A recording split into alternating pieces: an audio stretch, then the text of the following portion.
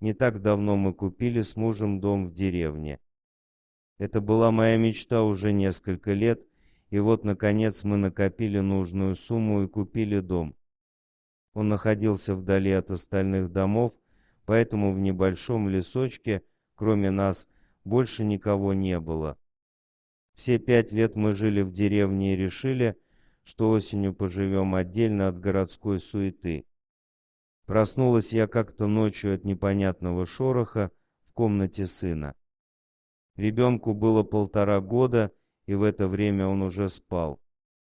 Я забеспокоилась и пошла к нему. Передо мной рядом с кроваткой ребенка стояла рысь и смотрела на него. «Вадим, иди сюда. Здесь рысь». Позвала я громко мужа. Сын проснулся и заплакал. Рысь увидела меня и испуганно убежала в дверь. Приходит сонный муж, не понимая, что происходит. «Ты чего кричала?» «Здесь была рысь», — сказала я, держа на руках сына. «Какая здесь может быть рысь?» «Тебе показалось, наверное, спросонья», — отмахнулся муж. Я видела рысь. Она стояла около кроватки Тимоши. Даже не знаю, что она хотела ему сделать. Если бы я не пришла, неизвестно, чем бы все закончилось. Перестань. Быть такого не может. Иди спать.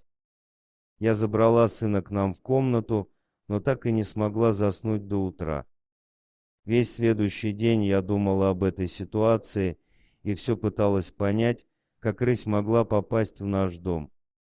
Я уже начала думать, что муж, наверное, был прав, и мне это все приснилось. К вечеру я уже успокоилась и легла спокойно спать. Ночью я опять проснулась от непонятных звуков и сразу пошла к сыну. Я увидела, что у кровати сына снова стоит рысь. «А ну, кыш, кыш отсюда!» — прошептала я ей, чтобы не разбудить и не испугать сына. Рысь меня увидела и снова побежала из комнаты, а я за ней. Смотрю, как она шмыгнула за старый шкаф. Я подошла к шкафу, а там огромная дыра, которая шла прямиком на улицу. За все это время мы так ни разу и не увидели ее. Именно через эту дыру рысь и пробиралась к нам домой. Мужа я будить не стала, а рассказала все утром, когда он проснулся. Не может быть такого. Как мы не заметили такую огромную дыру, удивился супруг. Я же тебе говорила, что видела рысь. А ты не поверил. Нужно этой ночью проследить, вдруг она опять придет. Ночью мы сели в засаду и ждали, когда она заберется снова. Вот, наконец, послышался шорох. Рысь забралась в дыру и направилась в комнату к сыну. Мы на носочках отправились следом за ней. Из детской было слышно, как всхлипывает сын. Рысь подошла к его кровати и начала тихонько шипеть. Сын замолчал и снова заснул. Через какое-то время он снова начал всхлипывать, а рысь снова начала шипеть.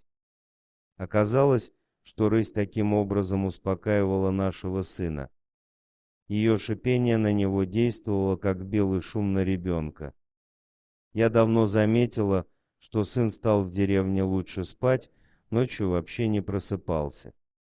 А в городе постоянно плакал ночью. Я думала, что то свежий воздух так влияет на его сон, а оказалось, что за сыном хорошо следила ночью няня. Вечером следующего дня я поставила 2 тарелки с едой и водой, чтобы как-то отблагодарить рысь. На утро тарелки были пустые, а сын снова хорошо спал. Мы даже поверить не могли, что животные могут так беспокоиться за человеческих детенышей. Рыси необыкновенно красивые. Они настолько набиты шерстью, что она торчит даже между подушечек их пальцев. Зимой их ноги становятся особенно пушистыми. Это помогает кошке без труда ходить по толстому слою рыхлого снега и не проваливаться. Передние лапы короче задних.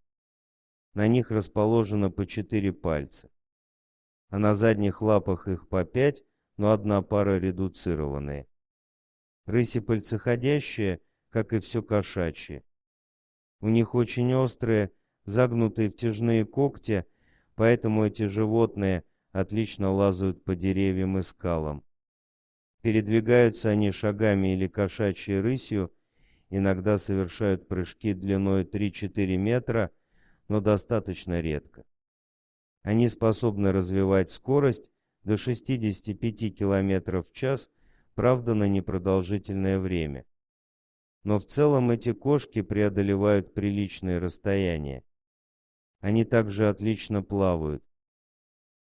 Дорогие друзья, если вам понравилось видео, поставьте лайк, а также подписывайтесь на канал, где найдете еще много интересного.